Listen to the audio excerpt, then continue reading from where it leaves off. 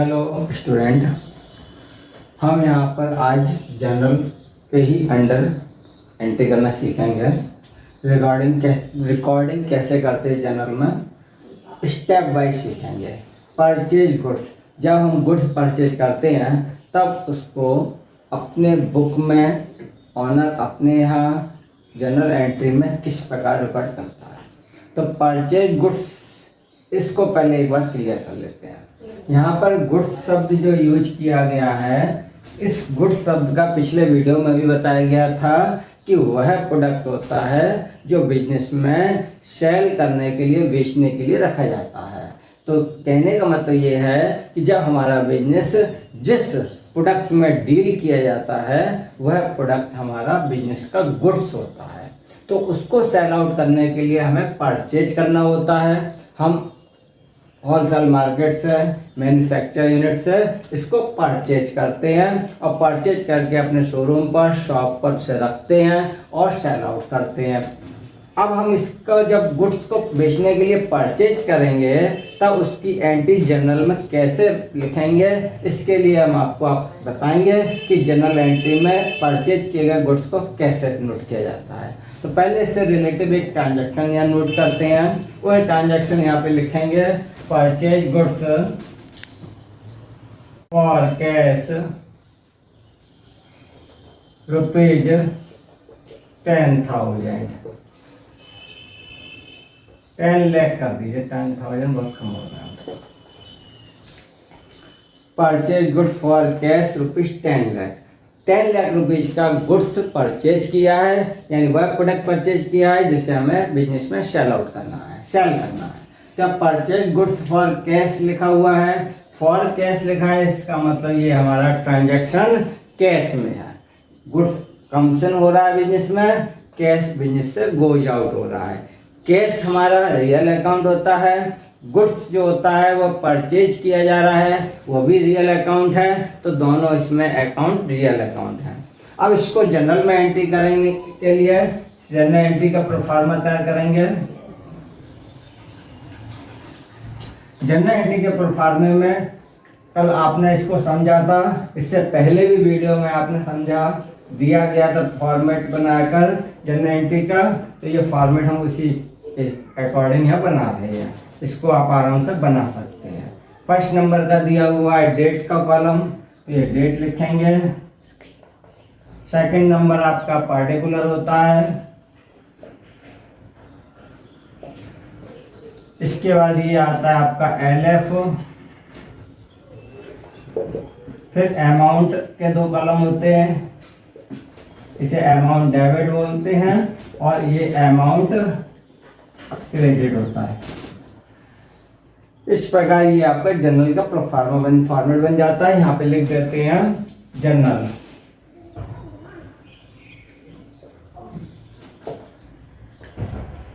अब देखिए इसमें जो ट्रांजैक्शन दिया हुआ है, purchase goods for cash rupees 10 lakh, तो यहाँ पर हम गुड्स परचेज कर रहे हैं। गुड्स बिजनेस में कमीशन होगा, जब हम गुड्स परचेज करेंगे तो हमारे बिजनेस में गुड्स कमीशन होगा और कैश गोज आउट होगा, क्योंकि गुड्स खरीदेंगे पैसे देंगे। तो यहाँ पर गुड्स कमीशन हो रहा है, कैश गोज आउट हो रहा है। कैश भी रियल अकाउंट है, गुड्स भी रियल अकाउंट है, तो दोनों रियल अकाउंट हैं, दोनों में रियल अकाउंट का रूल फॉलो करेंगे।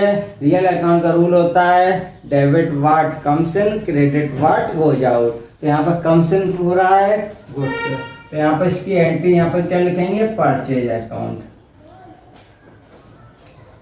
Purchase account debit 10 lakh rupees आ जाएगा इसका, क्रेडिट वाले कॉलम में डैश। फिर इसके बाद टू कैश अकाउंट, क्योंकि कैश गोज आउट हो रहा है, क्रेडिट करेंगे तो कैश अकाउंट क्रेडिट हो जाएगा। इसका अमाउंट क्रेडिट वाले कॉलम में लिखेंगे तो क्रेडिट वाले कॉलम में 10 लाख हो जाएगा। तो इसकी ट्रांजैक्शन की गई थी, उसकी ट्रांजैक्शन की जनरल एंट्री हो गई। साथ में एक नरेशन भी लिखते हैं, ट्रांजैक्शन जो किया जा रहा है उसका शॉर्ट ऑफ, तो लिखेंगे being purchase goods for cash. तो इस प्रकार ये आपकी जनरल एंट्री बन जाएगी, purchase account debit to cash account. ये इस ट्रांजैक्शन की जनरल एंट्री हो गई। अब इसी जनरल एंट्री का साथ हमने कल देखा था, लेजर बनाना सीखा था। तो लेजर बनाने के लिए हमको यहाँ पर सबसे पहले इस जनरल एंट्री में देखना होता है कि कितने लेजर बनेंगे।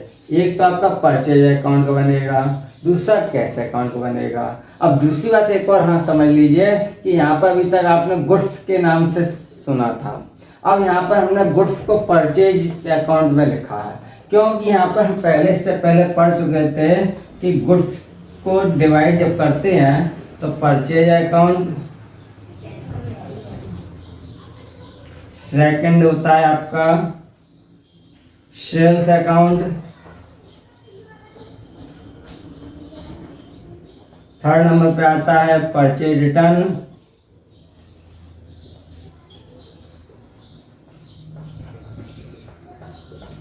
परचेज रिटर्न अकाउंट बनाते हैं इसके लिए। फोर्थ नंबर पे आपको लिखा जाता है इसमें सेल्स रिटर्न अकाउंट, और फिफ्थ नंबर पे आता है आपका स्टॉक अकाउंट। इस प्रकार ये 5 पार्ट में डिवाइड करते हैं।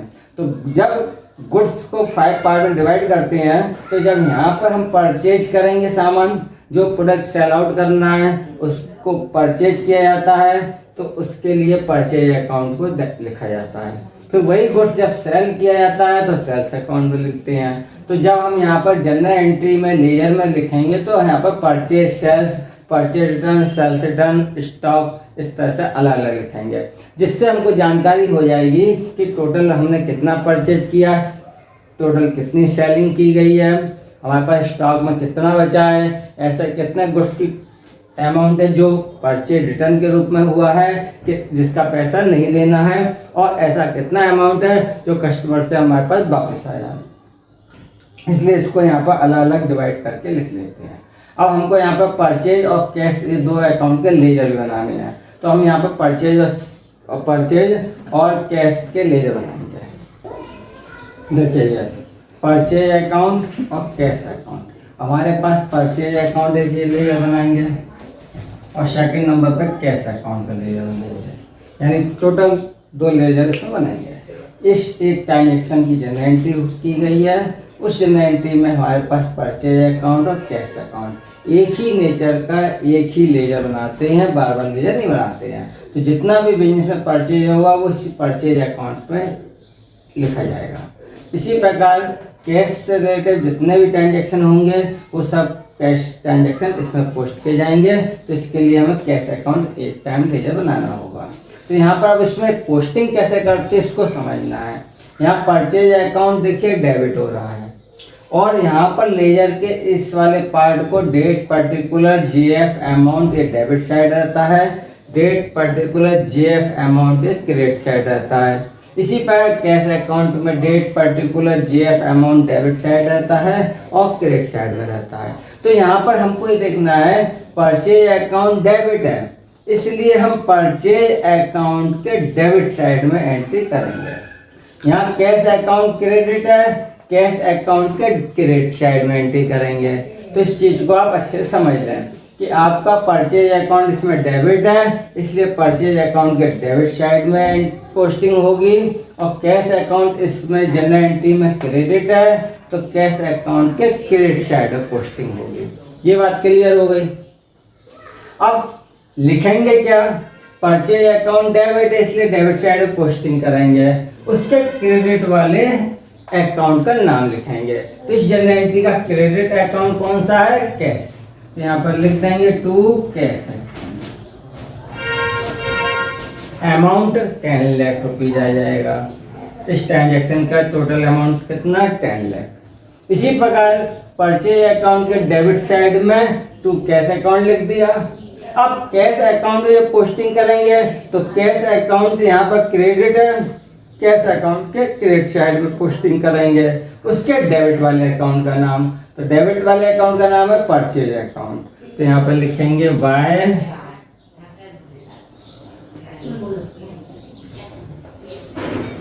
Purchase account.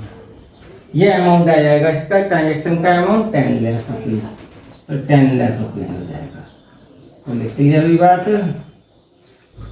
इस प्रकार इसको पोस्टिंग करते हैं, यानी कि जनरल से लेजर में पोस्टिंग करना कहलाता है।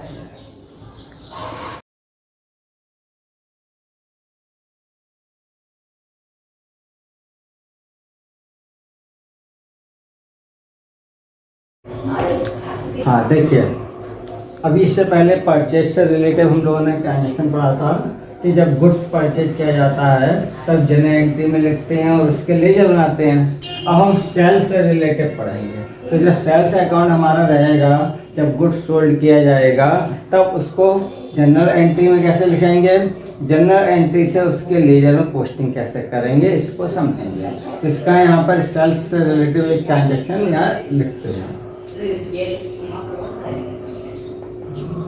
Goods sold for cash rupees 8 lakh. अभी हमने जो 10 लाख का गुड्स खरीदा था उसमें से कुछ पार्ट हमने 8 लाख में बेच दिया है। तो goods sold for cash rupees 8 lakh, 8 lakh rupees का गुड्स सोल्ड किया जा रहा है। अब यहाँ पर इसकी जनरल एंट्री में ट्रांजेक्शन को रिकॉर्ड किया जाएगा। तो यहाँ पर गुड्स सोल्ड किया जा रहा है, कैश में सोल्ड किया जा रहा है। कैश हमारा बिजनेस में कमसिन हो रहा है और बिजनेस से गुड्स गोज आउट हो रहा है। तो यहाँ पर गुड्स सोल्ड होगा तो इसके लिए हमें सेल्स अकाउंट लिखना पड़ेगा। तो यहाँ पर हम सेल्स अकाउंट को यहाँ पर रिकॉर्ड करेंगे, जिसके लिए यहाँ पर क्या होगा, गुड्स बिजनेस से गोज आउट होगा। गुड्स अकाउंट बनी सेल्स अकाउंट को क्रेडिट करेंगे क्योंकि हमारे बिजनेस से गुड्स गोज आउट हो रहा है। गुड्स रियल अकाउंट होता है। कैश बिजनेस में कमसिन होगा, जब हम गुड्स सोल्ड करेंगे उस समय कैश रिसिप्ट होगा। कैश बिजनेस में कमसिन होगा, कैश अकाउंट को डेबिट करेंगे क्योंकि दोनों रियल अकाउंट हैं और रियल अकाउंट के अकॉर्डिंग बिजनेस में जो सामान कमसिन होता है उसे डेबिट करते हैं और जो गोज आउट होता है उसे क्रेडिट करते हैं। तो रियल अकाउंट का रूल है debit what comes in, credit what goes out. तो कैश को डेबिट कर लिया जाएगा। तो क्या लिखेंगे, cash account debit to sales account. Amount आ जाएगा 8 लाख।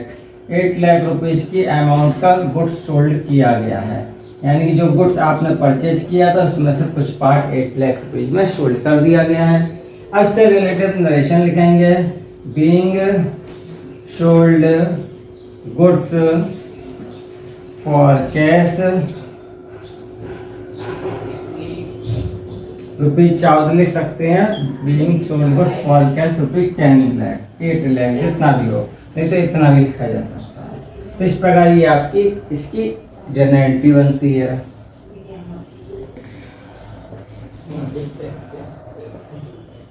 अब इसी जनरल एंट्री को जब हम लेजर पोस्टिंग करेंगे तो लेजर पोस्टिंग करने के लिए हमको यहाँ पर 2 अकाउंट चूज करने होंगे।